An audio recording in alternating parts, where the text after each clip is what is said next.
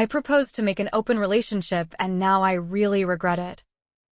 Alex is one of those solid guys, thoughtful, balanced, and a great listener. He works in finance and loves documentaries about ancient civilizations. I'm Emily, a marketing professional who is obsessed with romance novels and can't go 2 days without sushi. We've been married for 3 years, and honestly, it's been great. No dramatic fights, no cold silences, just love, laughter, and Sunday pancake breakfasts. If our relationship were a film, it would be one of those feel-good rom-coms where everything falls into place by the final scene. But life isn't a film. IT started with Ryan, a coworker who made long office hours bearable with his easy humor and sharp wit. He wasn't overly flirtatious, but we clicked.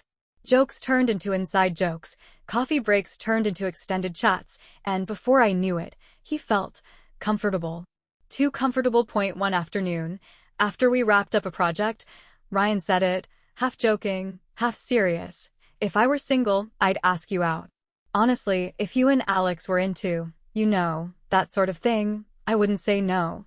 It was casual, thrown out with a smile, but it landed like a stone in my stomach. That night, I sat across from Alex at dinner, watching him scroll through his phone and laugh at a meme. I felt guilty. Not because I'd done anything wrong, but because I thought about it. About Ryan. About possibility. I wanted to shake the feeling, to smother it. Instead, I came across the idea of open marriages, stories of couples who claimed it brought them closer, more honest, and somehow even happier. I should have stopped there. But one night, lying next to Alex in bed, the words slipped out before I could stop them. Alex, have you ever thought about an open relationship? The silence that followed was louder than I expected. IT was the beginning of everything falling apart. For a few days after I brought it up, Alex barely spoke to me. He wasn't cruel, and he didn't shut me out completely, but something felt off. His usual warm presence was replaced with short answers and a hollow kind of silence. I thought I'd ruined everything, but then, on a random Thursday evening, while I was chopping vegetables for dinner, Alex said it. Let's try it. I froze, the knife still in my hand. What? He was leaning against the counter, arms crossed over his chest, avoiding my eyes. The open relationship thing. Let's try it. It wasn't said with excitement or curiosity. It sounded like someone agreeing to surgery they didn't want, but felt was necessary. Alex, we don't have to, no, Emily. You brought it up. You thought it could make us stronger. So let's see. I nodded, but deep down, I felt sick. That night, we sat down and talked about rules, boundaries, expectations, all the things the internet said were essential in an open marriage. No close friends, no mutual acquaintances. Total honesty. And above all, if one of us wasn't comfortable anymore, we'd stop immediately. IT felt clinical. Like we were signing a contract rather than building something together. But we agreed. And then, nothing happened for a while. Days passed, then weeks, and neither of us brought it up again. Alex didn't seem interested in pursuing anyone else, and I wasn't exactly rushing into anything either. It was like we were both waiting for the other person to make the first move, and then it happened. IT was after a late work meeting. Ryan and I had been paired up on yet another project, and by the time we wrapped things up, the office was nearly empty. You want to grab a drink? He asked casually as he packed up his laptop. I hesitated. I thought about Alex, about our agreement. Sure, I said. We went to a quiet bar a few blocks away, with dim lighting and overpriced cocktails. We talked about work, about life, and somewhere between my second glass of wine and his third beer, Ryan leaned back and asked, So, how's the open marriage thing going? I felt my cheeks flush. How did you? You mentioned it once. In passing.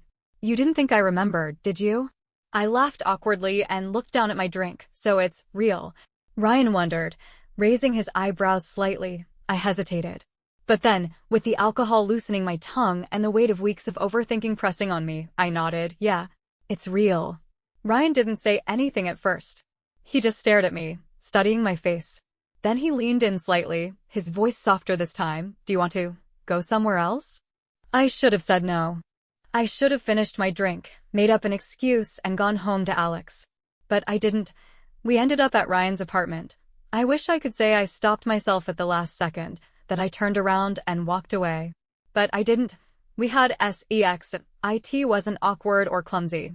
It was passionate, thrilling, and intoxicating in a way that made me feel both alive and hollow at the same time. I loved the contact, the intimacy, the rush of doing something forbidden and new. But even in those moments, a quiet voice in the back of my mind started whispering that this was wrong. The thrill faded quickly after it was over. As I lay there, tangled in the unfamiliar sheets, staring at the ceiling, I felt the first pangs of remorse scratching at my chest. I went home before Alex woke up, went back to our bed, and pretended nothing had happened. When I woke up, the smell of pancakes and fresh coffee was already drifting through the apartment. Alex was in the kitchen, standing over the stove in his usual Sunday morning uniform, sweatpants, and a hoodie, sleeves pushed up.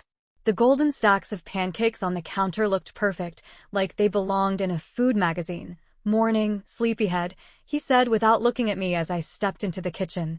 I smiled faintly, rubbing my eyes as I sat down at the table. But something felt off. His tone was light, but there was something sharp hidden underneath it, something heavy in the way he flipped the pancake and let it fall onto the growing pile. He turned off the stove, poured himself a cup of coffee, and leaned against the counter. He wasn't smiling anymore. "Have you had any contact with what's his name?" "Ryan." My stomach dropped. I opened my mouth, then closed it again. My mind raced. Lie. Tell him no. Say it was nothing.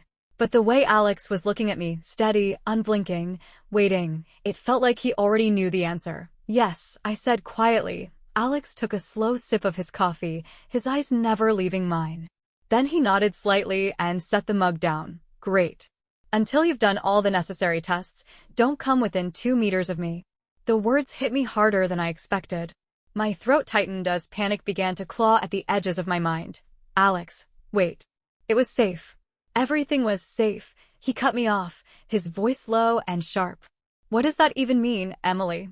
Safe like condoms safe? Safe like you think you know someone's safe? How many times do you think people say it was safe before they find out it wasn't?" His voice didn't rise, but the weight of every word felt like a slap. "Alex, please," I said, my voice trembling. "I swear it was. Careful. I would never put you at risk like that."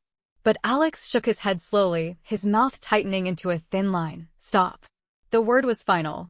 Alex pushed away from the counter, grabbed his coffee mug, and walked out of the kitchen without looking back. I sat there at the table, staring at the stack of pancakes growing cold in front of me, my chest aching with a sharp, hollow kind of guilt. Because for the first time since this started, I realized something. This wasn't about tests or safety. This was about trust. And I had broken it. In the evening, Alex started to go out. He was standing by the front door, pulling on his jacket, his keys jangling in his hand. "Are you heading somewhere?" I asked, trying to sound casual. "Yeah," he said without looking at me. "Going to a bar with some colleagues." "Don't wait up. It's going to be late." Before I could say anything else, he opened the door and was gone. The apartment felt unbearably quiet after that. I sat on the couch, staring at the TV without really seeing it. The guilt, the tension, the silence, it was suffocating. And then, without really thinking about it, I grabbed my phone. 20 minutes later, I was at Ryan's door. He opened it quickly, like he'd been waiting. His expression shifted from surprise to something softer when he saw me standing there. "Emily," he said, stepping aside to let me in. I walked past him into the familiar living room, my arms crossed tightly over my chest. "We need to talk," I said. Ryan closed the door and gestured toward the couch. "Do you want to sit down?" "No," I said quickly. I couldn't sit. My thoughts were racing too fast. He shoved his hands into his pockets, leaning against the wall. "Okay, talk." I took a deep breath, my voice shaking slightly as I spoke. "I can't do this anymore, Ryan. Whatever this is, it has to end." Ryan raised an eyebrow, his expression unreadable. "Because of Alex?" "Yes," I said firmly. "Because of Alex. Because I love him, and I can't. I can't keep doing this. It's not worth losing him over." Ryan nodded slowly, his lips pressed into a thin line. I figured this was coming sooner or later. For a moment, neither of us said anything. The silence hung heavy in the air, but one last time, Ryan said softly, his eyes meeting mine. "If this is really the end, Emily, let's not leave it like this." I hesitated. Every logical part of me screamed to walk away, to turn around and leave. But another part, the part that was scared, the part that hated unfinished endings, hesitated. Okay, I whispered. It wasn't like the first time. There was no thrill, no excitement, no rush of doing something new and forbidden. It felt hollow, mechanical, like we were both trying to capture something that had already slipped away. Afterward, we lay side by side in silence. Ryan turned his head to look at me, his expression tight, his voice flat. Well, that was awful.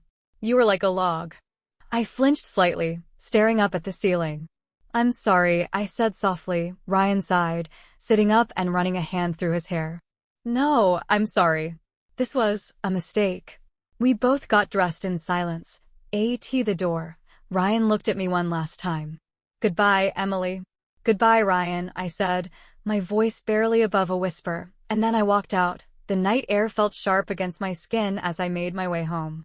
There was no thrill, no lingering excitement, only an aching emptiness and the distant hope that I could still fix things with Alex. When I got home, the apartment was still dark. Alex wasn't back yet. I sat on the edge of our bed, staring at my phone. I typed out a message. Hey, are you okay? Are you coming home soon? No response. I called him. It rang and rang and rang, then went to voicemail. Alex, it's me. Please call me back when you can. I'm sorry. I lay down fully clothed, the weight of exhaustion pulling me into the mattress. I kept my phone clutched in my hand, waiting for the screen to light up with his name. It never did. At some point, I fell asleep. I woke up to the sound of the front door closing softly. I glanced at the clock on my nightstand, 2:37 a.m. I waited for Alex to come into the bedroom, but he didn't. Instead, I heard the faint sound of him moving around in the kitchen. Morning came, and I found him there, sitting at the kitchen table with a mug of coffee, staring blankly at the countertop. He looked exhausted, his shoulders slumped, dark circles under his eyes. Alex, I said softly, stepping into the room. He glanced up at me, his expression unreadable. Did you love him? The question hit me out of nowhere. No. I said immediately. No, Alex, it wasn't like that. He nodded, as if he'd already known the answer. That's the problem, Emily, he said, his voice low. You didn't love him. But you hesitated when you talked about him. When you came home. When you looked at me. You weren't just doing what we agreed on. You were somewhere else in your head. And that's the part one can't. I can't stomach. I opened my mouth to respond, but Alex kept going. We agreed to this, didn't we? We talked about it. We made rules. But it feels like you crossed a line before you crossed the line. Like your mind was somewhere else even before you said yes to him. His words hit me harder than I expected. Alex, please, I said weakly. I didn't mean for it to be like that. I thought I could handle it. I thought it would be fine, and then it wasn't, Alex said quietly. We sat in silence for a long moment, the air between us heavy with everything unspoken. Do you regret it? He asked softly. Yes, I said, my voice trembling. Every second of it. Alex took a deep breath and looked down at his coffee mug. I don't think this is about what happened, Emily. It's about what it meant. And I think it meant something to you. Something you haven't been honest about with yourself or with me. I felt tears welling up in my eyes, but I blinked them back. Alex, I love you. I'm in love with you. And I will do anything to fix this. Please. Alex stood up slowly, carrying his empty mug to the sink. I don't know if this can be fixed, he said, his voice barely above a whisper. And then he left the kitchen, disappearing into the bedroom, leaving me alone with the sharp silence of an unraveling marriage. We were supposed to visit my parents that weekend. It had been planned for weeks. My mom had even called me twice to ask if Alex still liked her homemade apple pie. My parents adored Alex. My sister, too. In their eyes, he was the perfect son-in-law, steady, kind, and endlessly patient. But on Saturday morning, as I stood by the bedroom door holding my overnight bag, Alex didn't move from his spot on the couch. You're not coming, are you? I asked softly. He shook his head without looking up from the TV screen, where some documentary was playing. I can't, Emily. Not right now. I can't sit there and smile and pretend everything's fine. I wanted to argue, to beg him to change his mind, but I didn't have the energy. Instead, I nodded, grabbed my bag, and walked out the door alone. The drive to my parents' house felt unbearably long. When I arrived, my mom greeted me with a warm hug, but her smile faltered when she realized Alex wasn't behind me. "Where's Alex?" she asked, her voice tight with concern. He couldn't make it," I said quickly, forcing a smile. "Work stuff." It was a weak lie, and judging by the glance my mom exchanged with my sister across the living room, they didn't buy it. Dinner that night was tense. My parents tried to keep things light, asking about work, about life. But my sister, my always blunt sister, cut through the pleasantries. "So, what's going on with you and Alex?" she asked, her fork hovering over her plate. My stomach dropped. "What do you mean?" I said, trying to sound casual. My sister raised an eyebrow. "Come on, Emily. You show up here alone, you barely look us in the eye, and Alex, who never misses a family visit, stays home? Something's wrong." My mom set down her fork, her face tight with worry. "Is everything okay between you two?" I couldn't hold it in anymore. The tears spilled over as I covered my face with my hands. "No. Everything's not okay," I said through trembling breaths. Over the next hour, I told them everything. Not every gritty detail, but enough for them to understand. The suggestion of an open relationship, what had happened with Ryan, and how everything had started falling apart. When I finished, the room was silent. My dad looked down at his hands. My mom was clutching a napkin, and my sister just stared at me, wide-eyed. Finally, my mom spoke. Her voice was soft but firm. "Emily, how could you do that to Alex? He loves you so much." The words felt like a knife to my chest. "I know," I whispered. "I know, Mom. And I hate myself for it." My sister shook her head slightly, her expression a mix of disappointment and disbelief. "You had one of the good ones, Em. And you threw it away." "I didn't mean to," I said desperately. I thought it would make things better. I thought it would. I don't know. I was wrong. So wrong." My mom reached across the table and took my hand. Her grip was warm, but her eyes were filled with sadness. "Does Alex know how sorry you are?" she asked gently. I nodded, tears still streaming down my face. "I tell him every day, Mom. But I don't know if he believes me." There was nothing left to say after that. The next morning, I packed my bag and said goodbye. My dad gave me a brief hug. My mom squeezed my hand tightly, and my sister barely looked at me as she said goodbye. The drive home was silent, except for the sound of my quiet sobs. When I walked through the front door, Alex was sitting at the kitchen table with his laptop open. He glanced up briefly as I set my bag down by the door. "How are your parents?" he asked flatly. "They asked about you," I said softly. "They missed you." Alex nodded once and turned his eyes back to his screen. I sat down across from him, wringing my hands together. They're disappointed in me. They blame me for everything." Alex looked up at me again, and for a brief moment, I thought I saw a flicker of something sympathy maybe. "Did you apologize to them?" he asked. I nodded. "Yes." Over and over. "Good." We sat there in silence for a long moment, the space between us feeling impossibly wide. "Alex, I'm sorry. I'm so sorry." He closed his laptop, letting out a long breath. "I know, Emily. I know you are." But he didn't say anything else, and the silence settled over us again, heavier than before. The days after my visit to my parents felt like walking through fog, thick, heavy, and disorienting. Alex and I moved around each other like ghosts in the same house. Conversations were short, eye contact was rare, and every silence felt deafening. One night, Alex came home from work and found me sitting on the couch, knees pulled up to my chest, a half-empty glass of wine on the coffee table. "Emily," he said softly. I looked up, already knowing what was coming. "Can we talk?" I nodded and set the glass aside. He sat down across from me, hands clasped together, staring at the floor for a long moment before he spoke. "I've been thinking about this for weeks now. About us. About everything."